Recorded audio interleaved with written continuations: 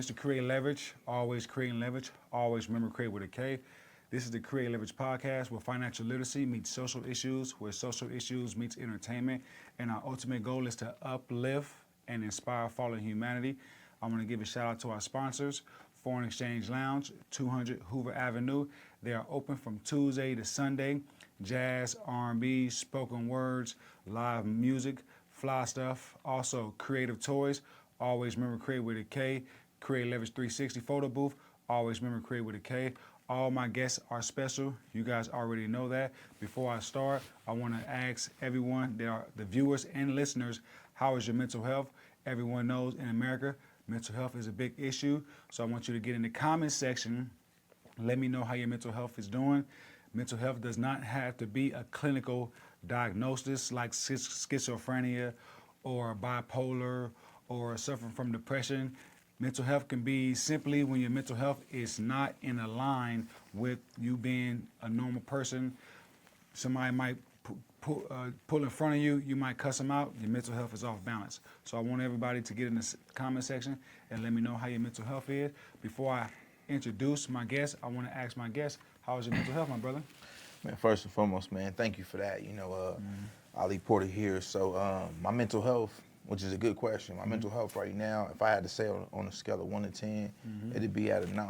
You know what I'm saying? Leaving room for improvement, making sure I'm mindful of my mental health at all times, especially just mindfulness in a sense, emotional intelligence, being aware of how I'm feeling on a daily basis, even throughout the day. So yeah, thank you again for that question. I'll say 9 out of 10.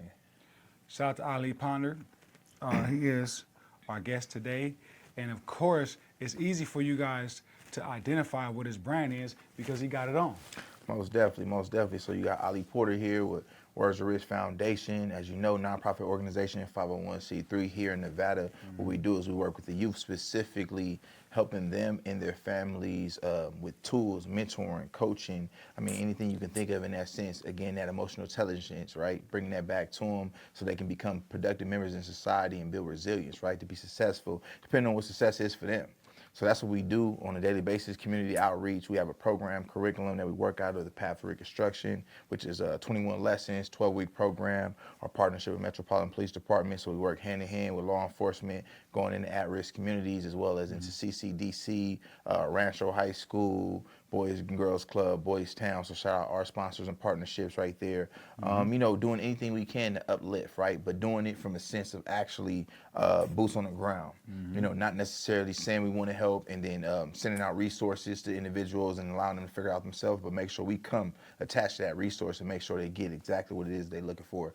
Ages 12 to 25, that's the group that we work with, but we also work with adults, you know what I'm saying? So anybody over 25 that need help or looking to volunteer, you can hit me up, wordsarethrich.com. You can find me at Words Are Rich, at It's Oli Porter. We'll make sure all the links and all that stuff is in the chat, but if you know or if you don't know, now you know. So it's as simple as that. I mean, if you want to get involved with real community outreach, like really going out there and putting in work, meaning showing up to other organizations and volunteering your time and service, that's what we do. We're the only organization in Nevada that you can call if you need volunteers, and we're going to show up. So right now, there's no other organization out there that just offer volunteers. Gotcha. With that said, before we get into all of that, that was a whole lot to consume. Let's get a little background on yourself, where you come from, your struggles. How did you get here? How did you get in the mindset that you are in today? What state and what city are you from? So I'm from the IE, you know what I'm saying? For most of those who don't know, that's Inland Empire, you know what I'm saying? Born in Riverside, California, so that's my city and state. Got you. Moved to Vegas. How long you been in Vegas? I've been in Vegas for 20 months. 20 months. How you like it? It's cool. You know what I'm saying? It's cool. I came out here with a plan, so now I'm sticking to the plan. So, it's treating me well. Got you. I know the viewers might not know, you had a unfortunate incarceration, or it could have been a fortunate incarceration. Tell us a little bit about it. Yeah, so in my case, it was very fortunate. It was a time where I found myself the most. So I was sentenced to 15 years in 2015, where I did 10 of those 15 years in maximum security prison in California Calapat State Prison. I've been out of state, different prisons and things like that. Where the fortunate happened for me after 8 years. So, well into my sentence, possession of a firearm, gang enhancement, gun enhancement. Originally, I was charged with being a leader of a criminal organization. So, once those charges drop, no RICO, none of that type of stuff can be proved. I call it like chumped up charges. They blow smoke up under there, put a bunch of time next to it. Once all that kind of got cleared out, then I was looking at the real facts. And the facts was I was going to do 15 years in prison. I was about 21 at the time, so, in my mind, I'm just a kid going to prison. And I'm from a gang, I represent a gang, I started a gang, so I went in there and did the same thing. So, yeah, eight years into my sentence, I continued on that same criminal, behavior, criminal thinking, path of destruction, and it took me a while to even become the individual I am now, which is Oli Porter. I was so caught up in my alias, caught up in my lifestyle, caught up in that language that I didn't even know, how to speak the one I speak now. Question. 2 questions. Yeah. Your mindset, what was your mindset when you first got the 15? And then what was your mindset after the 8 years when you became enlightened and woke up? That's a good question. So my mindset when I first got to 15 years was that I'll be home right before my kids graduate. That was exactly what I told myself, which I remember saying it out loud. It sounds sick. Like it wasn't, I didn't feel, any remorse at the time. I wasn't like in a sense, one bit, I wasn't afraid. I wasn't, and nothing like that. It was like, okay, the kids is 2 years old. I'll be home by the time they graduate. That was exactly what I told myself, when I signed and got that time, but 8 years into the sentence, it wasn't until my daughter came and visited me. I had visits from my son, so it wasn't until my daughter came to see me at 6 years old where I remember going to the visit. What prison were you at? I was in Calapat. Yeah, Calipatria State Prison. Level 4? Yeah, level 4. Calipatria State Prison, level 4, right there, Mexicali. Most people know that as one of the worst prisons back in the 90s. I wasn't there when it was that, but that's one of the most well-known prisons out there. So I was there, and it was 2000. I remember, 2018. Yeah, my daughter was 6, and she came to visit me. Question, real quick. You ever ran into a brother named Sasquatch from Hoover? Oh man, I ran into a lot of people. You know what I'm saying? I can't say if I recall his name specifically, but I ran into a lot of people. That's a brother-in-law of mine. Okay. But go ahead. Yeah. So I remember being there 2018, and my daughter coming to see me, and that's really where I had my, my how can I say, my realization of my actions and how they affected other people outside of me. Up until that point, I didn't realize the cause and effect of my decisions in life, the ripple effect. And, if I could tell you the story, it's pretty quick, but it's simple. I just remember that day being the best feeling ever. Seeing my daughter for the first time. She was 6 years old, and it was like, we call it the dance flow. So you go out there to the dance flow. You got the ducats to take pictures. You got the food on the table. My everything hemmed up, chain on, and all I know is I'm out here with my daughter having a great time. But if you ever been in prison, or if you've been in a situation where you got kids and you in prison, or you watch other people, you'll see that at the end of the visit, it's one thing that always happens. You know what that is? They go home, you go back to prison. Exactly. But when kids specifically, they cry. And so, I go back to prison and they go home. That's the same thing when you're on that prison phone. When you hang up, you got to go back to prison. But in this sense, when it was time to go, only thing that my daughter wanted to know as she's crying all these tears is why can't she go with me or I can't go with her. And so, as a father, a person that called myself a man, in that moment I realized that I wasn't being a man because I was so busy trying to be the man all my life. You know what I'm saying? So, that was the realization when I realized that, here I am, a grown man. My responsibility is to my daughter and to my family, but I got to go back to this prison cell, and I can't even explain to her why I got to go back and I can't go with her or she can't go with me. So that really opened it up.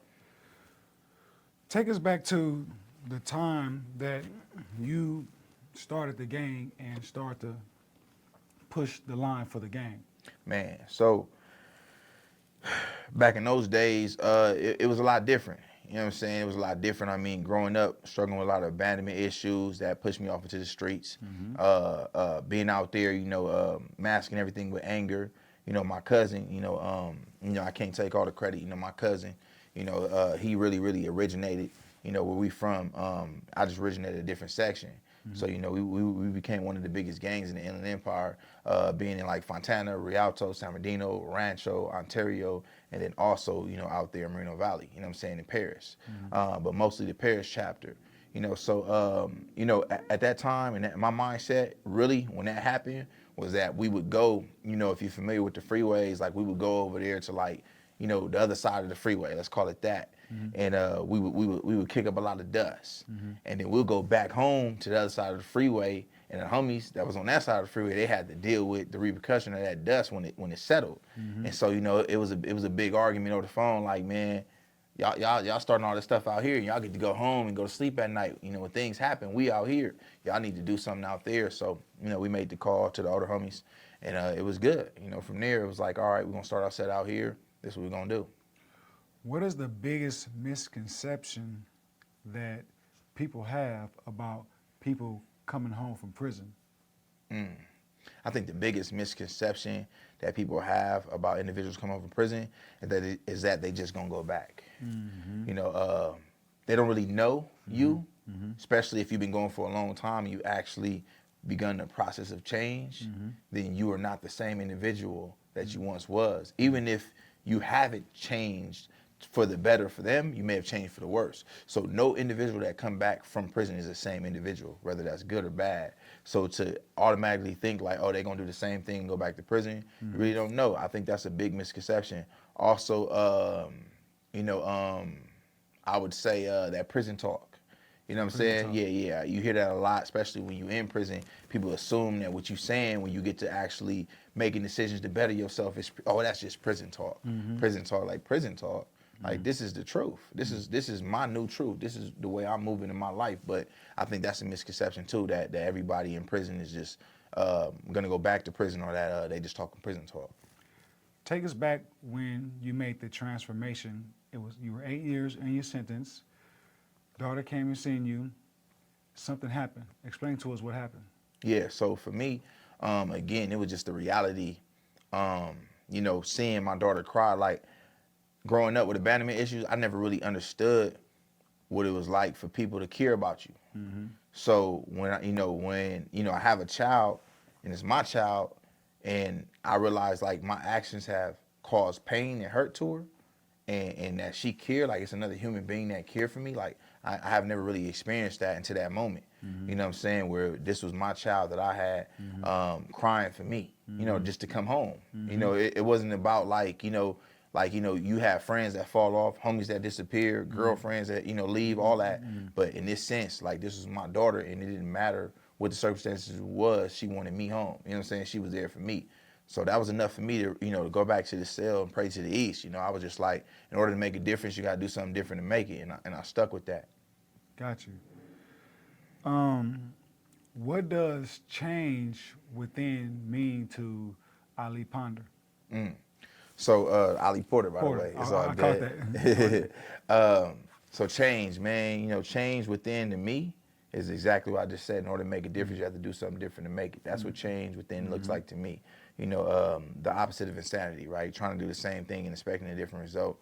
It's really like asking yourself, do you really want to make a difference, or do you just like kind of sort of like you just act like you want to change? Why do you believe motivation, or do you believe, I'm trying to see how do I want to word this question, because I have experience with trying to motivate at-risk people.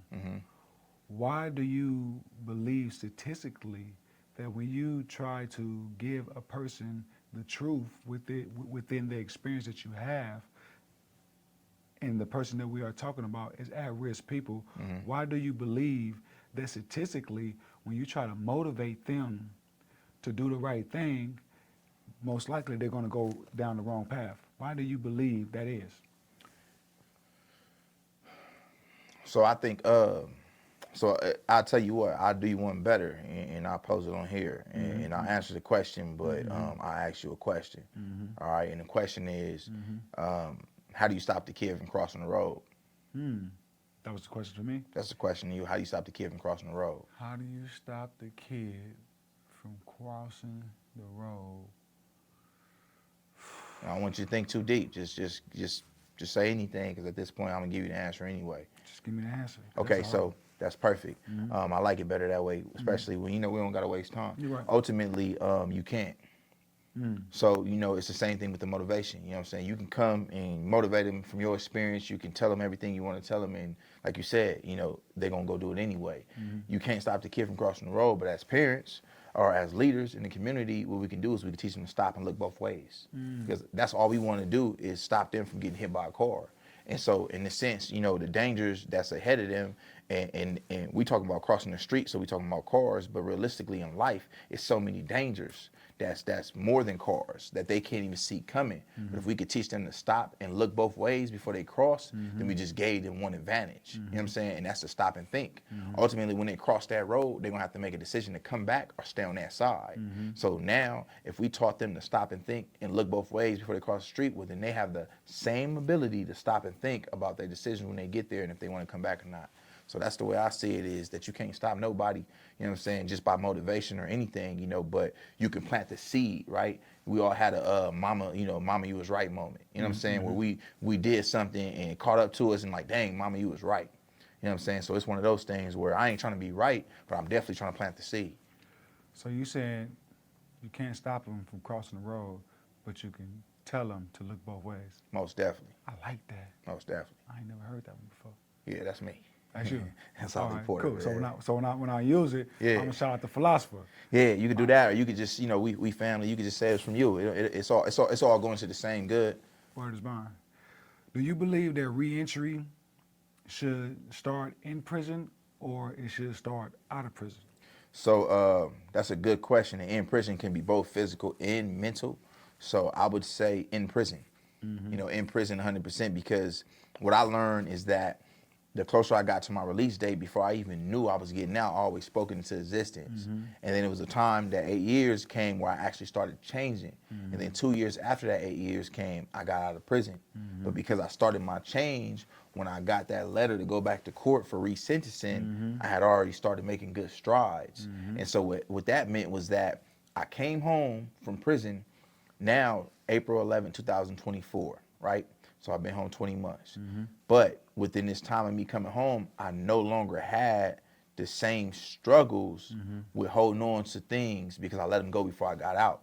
So I gave myself a chance to change. So for those individuals that's still inside that may watch this, because I know how y'all do it, and for everybody else that's stuck inside their prison but they free, right? Locked up is still free. Here's the thing.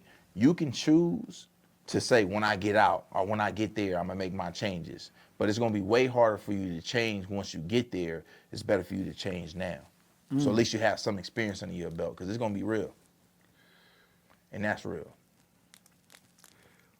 How 8 years, so at the 8 year point, when the action, when it happened, what was the hardest thing for you to overcome with the challenge of who you was to when you had the experience, and then after the experience, what was the most challenging part of that? Man, I think, if I'm being honest, the most challenging part, I would say, is was letting go of the game, letting go of the culture, like letting go of everything I believe in. Like to this day, I'm always from there. Like it's tatted all on my flesh, like everything I done. You can't erase none of that. It don't matter. Like it's somewhere right now in life, even watching this, is somebody that don't care that I'm Oli Porter today. They like, oh, we know you as, and we ain't forgave you for that. So ultimately, like, I'm smart enough to know not to go play with fire. I'm not bulletproof, right? And so if I want to be in a situation where I got to carry a gun or I got to do something to somebody, then I got to, be mindful of my situations. But I guess the reason why I'm saying all that is to say that, like, I used to hold on to this rope so tight, and the rope represented everything that I believed, on my morals, my values, what I stood for, what I was willing to die for. And at some point, I felt the rope getting lighter. And so as I was pulling it, it started to come towards me. And by the time I got to the end of the rope, I realized that nobody else was holding on the other end. So this whole time, I was the only one holding on to these morals, only one holding on to these values, you know, the ones that we grew up, you know, raised to believe, like, you know, no snitching, no doing this, no doing that, right? You know, if one fight, we all fight, you know what I'm saying? Like, you know, certain things, you know, always feed your people, break bread. Now, I took some of those and I stalled them to my benefit and purpose today, but the ones that didn't make sense to me, shoot, you ain't got to worry about me telling I ain't going to be in a situation where I got to tell. You know what I'm saying? I ain't gonna be nowhere around that type of stuff. So it's still certain things that like I apply to my daily life. But you know, what I realized is that I was the only one holding on to the rope. And so I was like, man, what am I doing that for when I got a family to feed? Again, I mentioned something earlier, and it was a man versus the man. You see, I was so focused on trying to be the man that I wasn't being a man. You know, amen to that. Amen to that. Damn, what was I gonna ask you? That you threw me off. I was damn, what was I gonna ask you? Oh, that's what I was gonna ask you. What they taught you, was it a lie? Most definitely, but it was their truth. You know what I'm saying? So you know, yeah, it was a lie. Most definitely, I would never teach that. But it was their truth, so you know they're not wrong for that. That's what they knew. It's crazy, right? Because I was just a speaker at a networking event, right? And I was telling them about my book. Matter of fact, this is me and my brother's book. Y'all can go check it out. Yes, sir. Yep. I'll make sure I put the link in the description. I was just talking to them about how I was tricked and how I couldn't get mad at the people that taught me to trick because they tricked me because they was tricked themselves. Right. I was telling them, the people that I'm living in my truth, but my truth back then was my truth back then, but that truth was a lie, and my truth that I'm living now is the actual truth. It's the truth. So I couldn't get mad at them Not at all. for teaching, because when I became enlightened, I was like, who do I blame? Right. And I always looked to my teachers, right? The people that taught me what they taught me. And then I realized I can't be mad at them. They was lied to. They was tricked into thinking that what we was doing was fly. But it was the absolute opposite of fly. Right. And the good part about it is none of us within that era passed away. Right. Some of us got most of us got time. Yeah. Yeah. And then, you know, a couple of us, you know, is out, they cool. So that's a good thing, I guess. So, and then some of us got a lot of time. But the good thing is, not too many of us within that nucleus that I'm talking about. None of us got life. All of us are out. Whoever went in, and we kind of like thriving in our own lane, and we all got the same mindset. It's crazy because when we talk now, we have the same conversations that you and I have, and we in the intellect, in the dialogue is just as you and I have right now. You know what I mean? Right. Right. And that's important, man. I mean, even just thinking, right, when you talk about being able to make it out of that era, like when you talk about prison, right, everybody don't make it out. And then everybody don't make it out with our type of intellect, our type of dialogue, our type of focus, drive, and determination. You know what I'm saying? Like, you know, it take a lot to come from up under there and then like come with this mindset and be persistent. You know what I'm saying? You know, I'm sitting across from an individual that, you know, got corporation ownership, you know what I'm saying? Not just 1, 2, 3, 10 at least businesses and still working on more, you know what I'm saying? And so it's like things that I aim to also achieve, you know, with the few that I have now, multiple streams of income and investments, you know, 7 habits of highly effective people, you know what I'm saying? Understanding that, you know, to be in a certain tax bracket, you got to have at least 7 streams of income, you know, but saying all that to say that, like, that's not by accident. That's by purpose. That's by design. That's who you always was supposed to be. You know, when we talk about the idea whether or not, you know, something was true or false, it's like parenting for the first time. You going off of what you think is right. You're not going off of there's no instructions for that. Ain't nobody wrote no cookbook for parenting. You know what I'm saying? How to be a parent. Like you can't do it one way. You're gonna face certain circumstances and things like that. So in this case scenario, like this was my life. This was your life. We was growing up into somebody else's truth. And they gave us the best thing that they had for us, which wasn't really the best thing, but had they would have known better, they would have did better. At least that's the assumption that I got, because now I know better, I do better. I was once that same dude telling that same lie. You know what I'm saying? What time? We We got 2 minutes. 2 minutes? Well, Okay. Bills got to get paid. Make sure y'all check out our sponsors, and we'll be back in 2 minutes. 2 minutes it is. Did you hear about the hidden gems inside this mall? Come on in, let me show you. Welcome to Creative Toys, where you will find creative toys that will entertain your kids for hours. Come check us out at the Meadows Mall. So you mentioned parenting. Was it difficult to step back in parenting mode when you got out? How was the relationship with the children after you've been gone for so long? So, that's a double-ended sword for me because it was definitely difficult going from being, a virtual parent basically, essentially, to a physical parent now. But it wasn't in a sense because even though I wasn't there, like I always made my presence feel felt and known. Like, I was the parent that, I got all the kids' tablets and I would call, because I was still in my criminal behavior, I would call faithfully and I would video time faithfully. So they knew exactly who I was. We had visits and everything. They knew exactly who I was. But now that I'm physically home, that's a different story because then they got to feel my presence. And although it's loving and it's caring and it's providing and it's safe and it's comfortable, it also is strict. And got discipline and masculine, and things like that. And they never felt that because they always been with moms. And so that was a tough part, even learning how to co-parent and parent together. With my wife, essentially being head of household all these years, although I may have financially funded things from prison, she spent the money. So everything looked like it came from her. It didn't matter if I was backing it. So she was head of household. So now when I came home, naturally assuming my role, my position, not because the world said it's mine, but because I'm doing the things that say, hey, I got these things taken care of.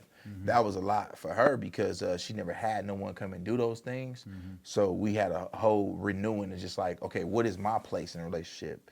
Like, I see yours, what is mine? And so it was definitely difficult. Even right now, 20 months out, it's still difficult. I did more time essentially as an adult in prison than I have out here in the streets, in life. You know what I'm saying? I have a daughter. When I went in, she was 16 months. When I got out, she was like 9 going on 10, right? And our relationship was fucked up. The worst thing that happened to me, like, and then there's more to the story. Yeah. You know what I mean? With that, you know what I mean? So, and it's gotten a lot better. However,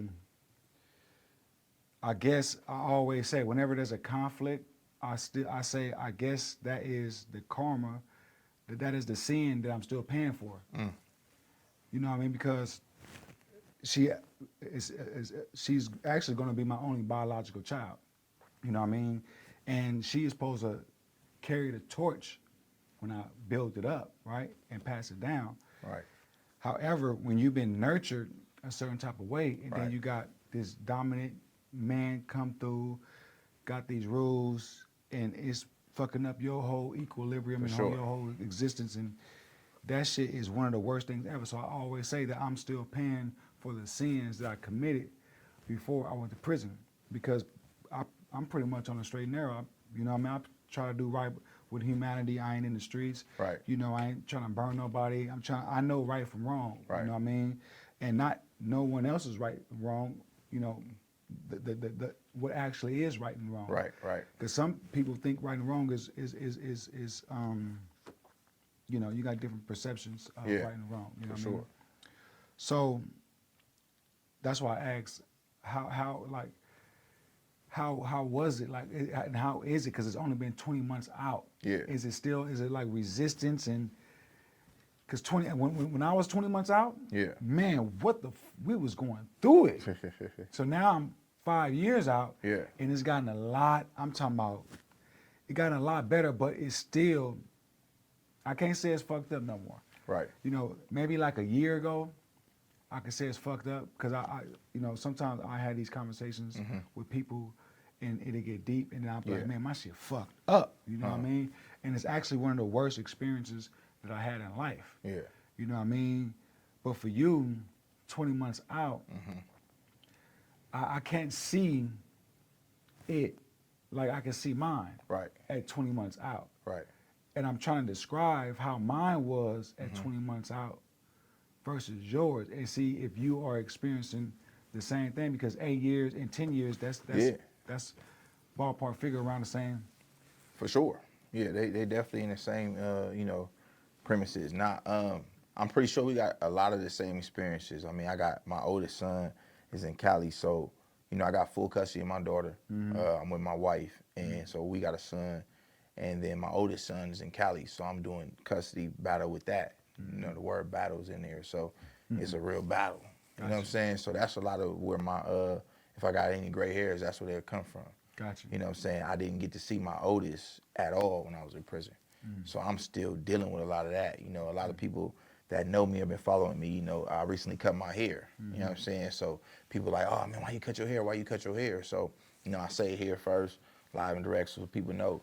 I started growing my hair when I was in prison. If you've been following me like real Ali, this is the way I looked. But in prison, I started growing my hair in September 2016. And it was meant to represent the time I was away from my kids. It was and what? so meant to represent the time I was away from my kids. Gotcha. And so for the first time, December 29th, right now, 2025, I had all my kids together. All of them that belong to me. You know what I'm saying? My kids, all three of them. And it was just me and my kids, Wasn't moms, wives, nobody, just me and moms. And that was it. I let them cut the hair, and I'm back to me. I feel free. I feel, one step closer to being complete. As a father, that was one of my biggest goals and dreams. But, really though, really the kids, man, we solid. It's I mean, as a parent, you're gonna have challenges regardless. My biggest thing is making sure they understand always that I love them. You know what I'm saying? Like, that nothing come from me with bad intentions. Like dad giving you this because he love you. So just leading by example. Boys, they rough. Me and my daughter, we got really the most solid relationship ever. How long would that last? I don't know. I'm praying it stay. You know what I'm saying? I know as she grow up, she might separate and kind of put distance in between us. But I'm praying that she closes the distance whenever she's ready, that I just show her that I'm always there, because that's my heart. You know what I'm saying? And then both of my boys, that's my muscle. You know what I'm saying? So, Gotcha. I keep them on point. They keep me on point. But yeah, I mean, the biggest challenges, with the kids is just making sure they know I love them. Mandatory, you know what I'm saying, and nothing come. Because when you go from, again, not being there, and then you come, like you said, with the dictatorship, the rules and all the stuff, they don't know that this is love. They think like, the way they was living before was the best. We stay up all night, we do this, we do that. I'm like, hold on. That's not the program. You know what I'm saying? You got to have discipline. You got to go after these things. We got vision boards now. They, the first year doing the vision board, they was like, man, this ain't fun. We did it for the second year right now. They excited. They're getting a little better with it. So it's implementing new things for them to be able to grow and prosper in life. When we talked the other day, it was a few pointers that you said that I wanted to take with me, but I forgot, because how you get so much information and then you forget what you wanted to take with you, and then you grab something else. So one thing I took from you was, and what did I take from you? So now I picked back up the vision for non-negotiable. Yeah. Certain things. It was three things. Three rules. Three rules. What was the 3 rules? Yeah, so that's rule number 1. So you got rule number 1. As long as you got rule number 1, you off to a great start. So yeah, rule number 1 is non-negotiable. And these are 3 rules to transform your life, which is a book that I'm putting out in the spring. But rule number 1 is non-negotiable. Your life is non-negotiable. Like, this is yours. You know what I'm saying? You can't play with it. You don't get it back. It's not a video game. So, if everybody paying attention, you got to understand something. Like, when you make a decision to do something, you shouldn't be negotiating with yourself and nobody else. It's your life. Go do it. You know what I'm saying? Handle your business. Simple as that. Rule number 2 is define success for yourself. Right now, literally to this day, if you don't know the definition of success, the first thing you gonna do, or they gonna tell you to do, is go look in the dictionary. So we literally are living up to someone else's definition of success. I didn't write that. That ain't my definition, but that's how everybody is defining success, based on what other people got, everybody else's achievements, measuring your status to theirs, your network to theirs. Define success for yourself, so that way at least you know what it is that you want in life, and you can go after it. Rule number 3 is nothing for nothing. You know what I'm saying? Every day I wake up, 3 o'clock in the morning, the alarm go off, for the second time at 3:05 just to make sure I'm up already and praying. And you know, I don't do nothing for nothing. You know what I'm saying? Even my meetings are intentional. You know, my handshakes, you know, if I got your number saved in my phone, it's with intentions. It's not, you know, don't get me wrong, it's not you know, that I'm doing it like, oh, like with hidden agendas. That's not what I mean by that. I mean that like I'm not doing nothing for nothing. Because if you do nothing, you get nothing. So everything has to have some type of purpose behind it. You know, if we talking, you know, what are we talking about? Is it meaningful? Are we growing? If I'm sitting at the house and watching TV, what am I watching? What am I, you know, what am I paying attention? Like everything has to, you know, nothing for nothing. Those 3 rules right there transform your life. Non-negotiable. Don't tell me. Make sure I can get them. Non-negotiable. The last one is nothing for nothing. And then don't tell me what the second one was. The second one was, damn, tell me what the second one was. Success. Don't let no one define success for you. Define success for Don't yourself. let no one, so non-negotiable, success, don't let no one define success for you, and nothing for nothing. See, I'm a student. Okay. I will learn from anybody, facts, and I will take your quote and put it in my phone. I got so many people's quotes in my phone. Like Yeah. I'm at the mall, right? Yeah. So I talk to people from everywhere, and it's crazy how the universe always aligned me with a message from my messenger. Right. That's why I always say, since I was in prison, I wish whenever I quote one of my philosophers, one of my messengers, Right. I say I wish them love, truth, peace, freedom, longevity, prosperity, and love, truth, peace, freedom, longevity, prosperity, and it was like 7 of them. You know what I mean? Because And blessings. I might not never see Yeah. them again. Yeah. So I wish them love, truth, peace, freedom, longevity, prosperity, and then there was another one. You know what I mean? So whenever I use yours, trust me, Most definitely. I'm always gonna give that to my philosopher, Yeah. the one that was there to deliver the message.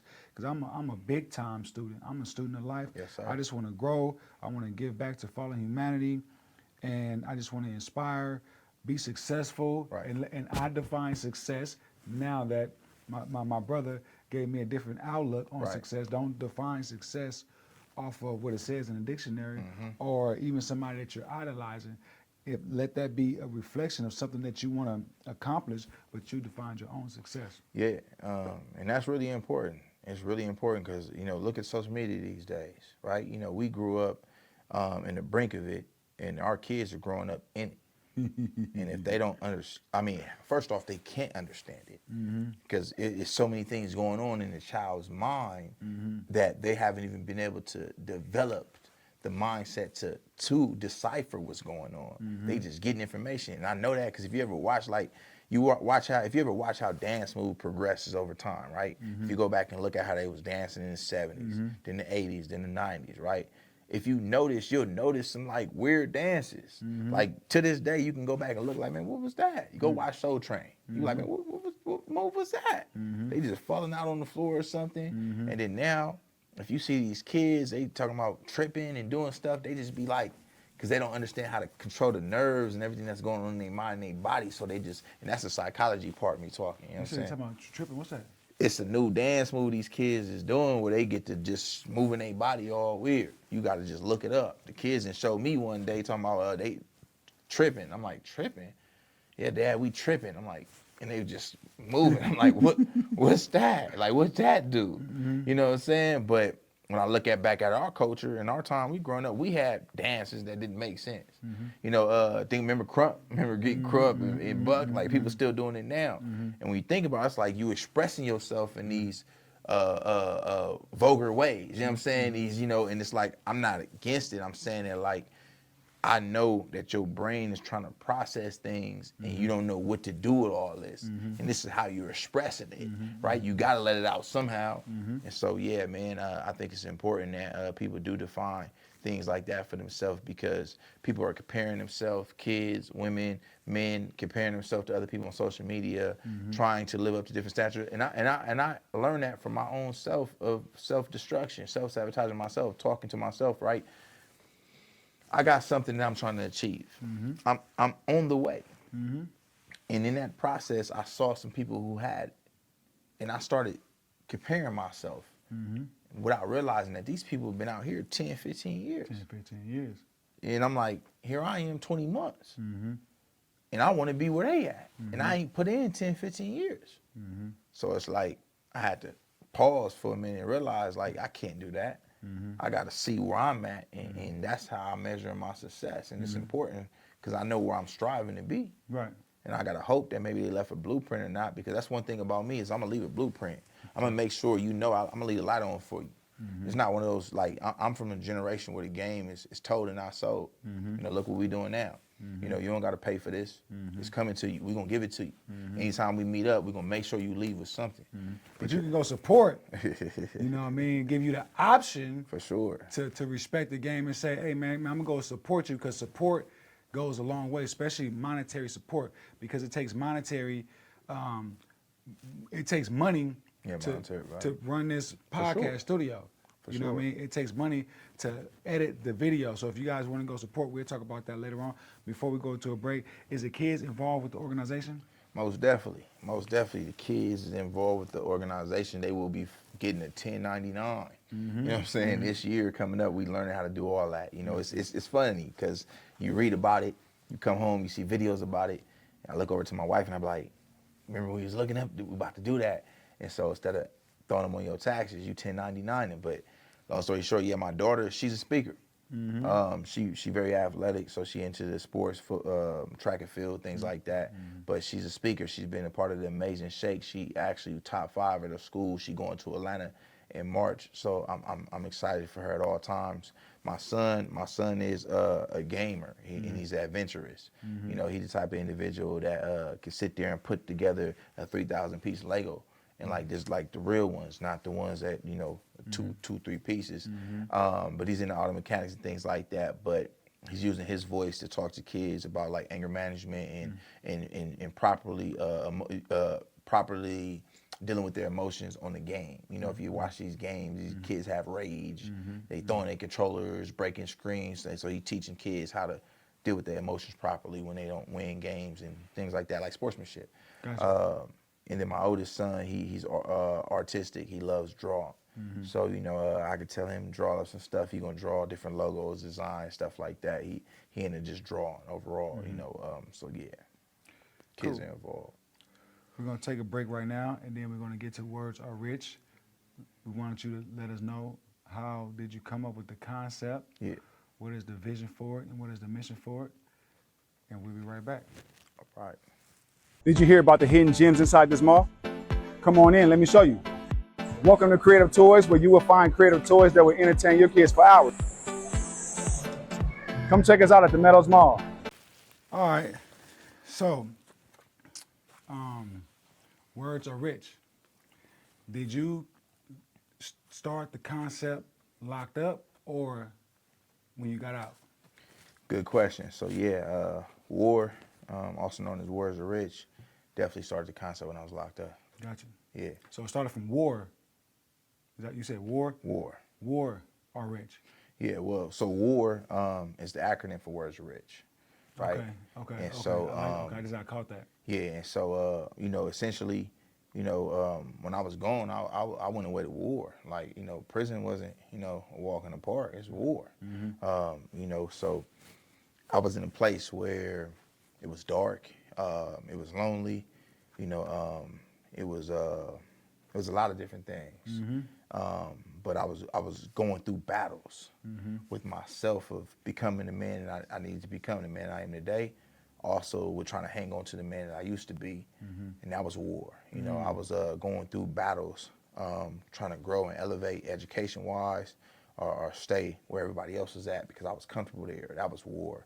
It got to the point where the same conversations, groups, and people I used to be around, I didn't even understand their language anymore. It was like, I ain't trying to talk about that. That ain't got nothing to do with nothing. You know what I'm saying? So, well, a lot of war. But the concept really, that's the theory. You know what I'm saying? Theological. But the concept really, when it comes to war, is that I was in a place where words, and growing up, words wasn't always expressed through affirmation. So words are rich is that we speak positivity and blessings. That's why I always like how you say you got your, I think you said 7 different pillars you lead people with.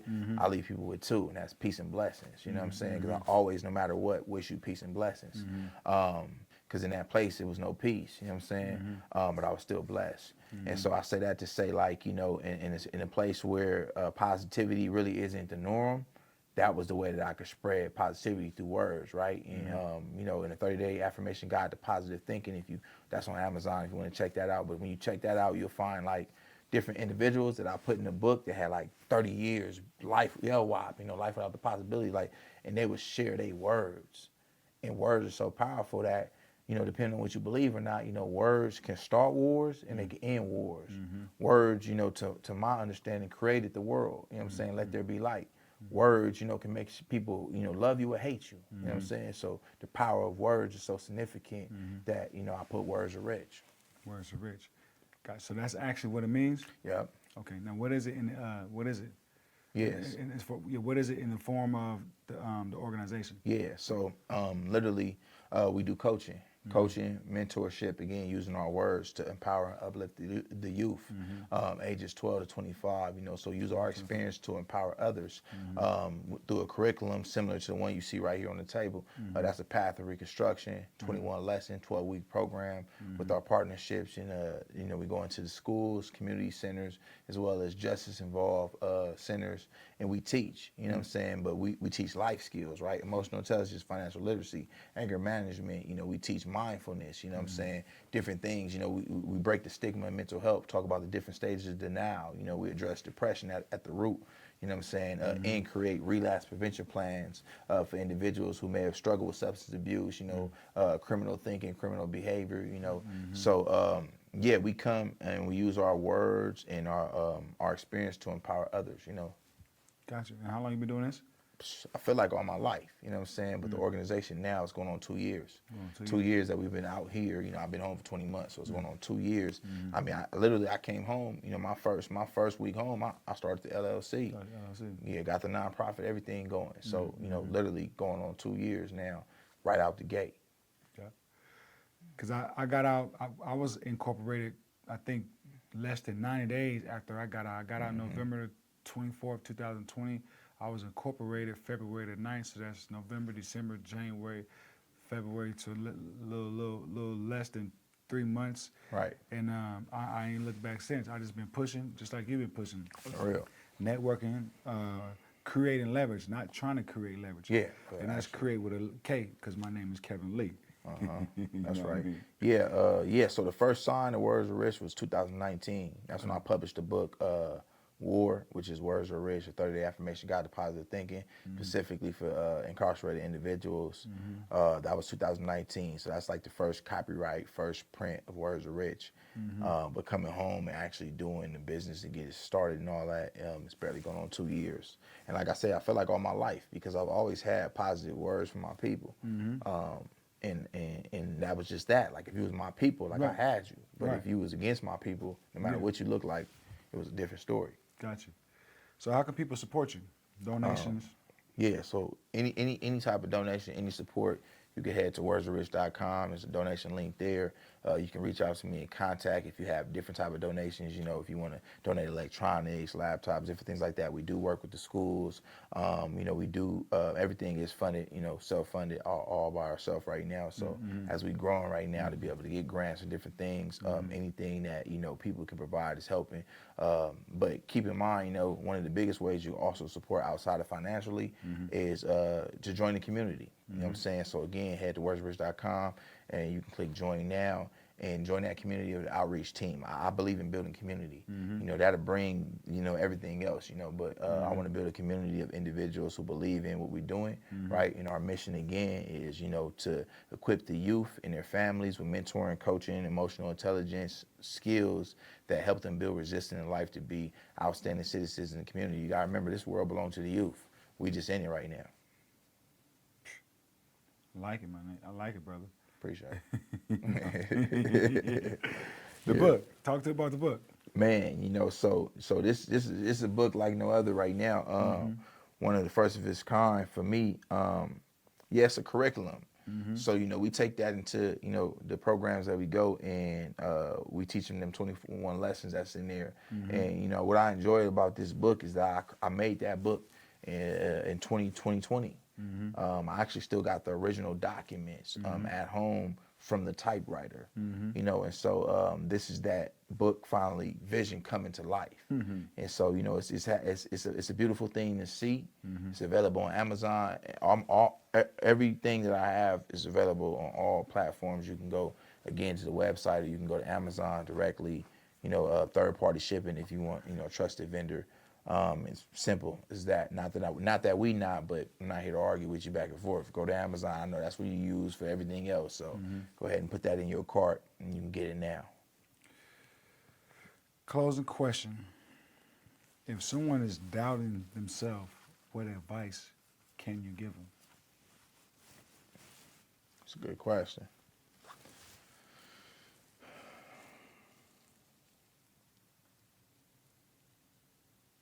You know, the truth is, if someone was doubting themselves, the advice that I would give them is you might as well count on yourself because the world already counted you out. So it ain't no sense of proving them wrong. I mean, proving them right. You know, so that's what I would tell them. Yeah, right there, live and direct. I would tell them you might as well count on yourself because the world already counted you out. So ain't no sense of proving them right. I don't even need to give my answer because that's like a drop the mic statement. You know what I mean? So yeah, man, I greatly appreciate you for stopping by. We're going to continue to do this. Appreciate you for having me. I think we got a good dialogue. I think we share the same message, share the same vision. I think we share the same struggles, similar struggles, a lot of the similar struggles. That's why I think that once we connected, once the universe aligned, I think we clicked off the back. For sure. And every time we talked, it was always, we was aligned from my side of point, from my side. And I love to be around like-minded people that is trying to build, that is passionate, especially if we come from the same struggle. For sure. Man, them is my people.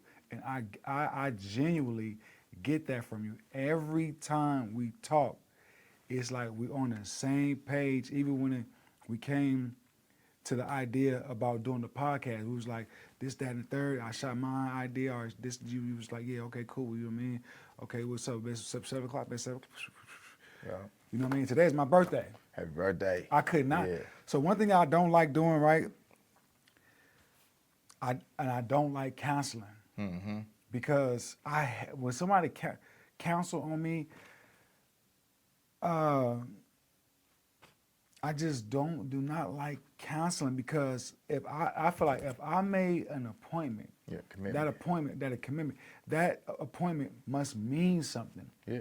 And I'm the type of person, I don't want to wait till tomorrow what I can do today. For sure. I can be that much more further to whatever it is I was pushing for, to whatever it is, the reason why I made the commitment in the first place versus me, I'm going to have to. So people were saying, like, some of my loved ones, they was like, man, it's your birthday, man, take off, man. You know, you deserve it to yourself. This is that. And then I was, because at first when I woke up, I'm like, man, we made this commitment the other day, right? But I had a few other things I had to do on Monday, you know what I mean? Which was my birthday. And because I'm the type, I'm like, okay, yeah, my birthday Monday, man, like, man, work need to be done. Man, always. So I don't even celebrate. Yeah. I don't celebrate. I mean, you know, from doing time, you know, it was just another day. Yeah. And like it literally got like that for me. And then, you know, so me too. I don't do the holidays. I don't do none of that. None. You know, I take care of my kids year round. So I don't wait one time to buy them gifts. None of that. But they got everything they need, and and they credit good. And I got savings for them and stuff. So when people spending money on all these gifts and things that are monetary value, you know what I'm saying? Mine's actually right now, like I said, you know, I shared with you before, my biggest fear is dying before I teach them how to live. So I spend my money, my time, my resources on teaching them how to survive and live. Not just survive, but actually prosper in life. So that way, you know, like you said, you know, let's get this done today because tomorrow ain't promised. So if something happened to me, I know I gave them all their resources and tools, you know, not just birthday gifts, stuff they can have forever. You know, I heard that the rich, they celebrate holidays and certain activities that people do in America. They celebrate it with experiences. I just heard that recently. which is that's another concept to take into consideration versus giving something to them that you spend money on, and the value of it is, as soon as you give it to them, it's like a car. You know what I mean? Yeah. Appreciates. Yeah. So, you got anything you want to say to the people before we break wide? Man, most definitely. Man, Kreate Leverage with a K, man. Shout out Kevin Lee. You know, that's what I got to say to the people, man. Y'all know I'm not a big celebrator, but I wish my bro happy birthday, man. Show some respect. To come this far in such a short amount of time is a blessing. You know what I'm saying? It's also a commitment. So if you learn anything, learn, you know what I'm saying, and be persistent and be committed. When it comes to things, I'm big on other people. I'm not really much of a person to talk about myself. So, he gave me the opportunity to come and chop it up. But, I'm more here to learn about others and shine light on others. So just want to make sure I give my respect when it's due, man. I appreciate you, Kevin, coming through here, man. Kevin Lee, that is, the only other man that I know, like myself, make sure the first and last name is always mentioned. You know what I'm saying? And that's a real reinventation of your identity when you attach the first and the last. It's like, it's like I'm a briefcase guy. I don't see too many people with the briefcase. But, Kevin Lee, man, we appreciate you, what you're doing in the community, man, what you're doing for others, a lot of unsaid things, man. We want you to enjoy this next year of your life, man. And many blessings, as always, peace and blessings, you know what I'm saying? Shalom. And some more of it. My name is Kevin Lee. This is the Kreate Leverage Podcast, where financial literacy meets social issues, where social issues meets entertainment. And our ultimate goal is to uplift and inspire fallen humanity. Until next time, y'all make sure y'all take care of yourself. Blessings.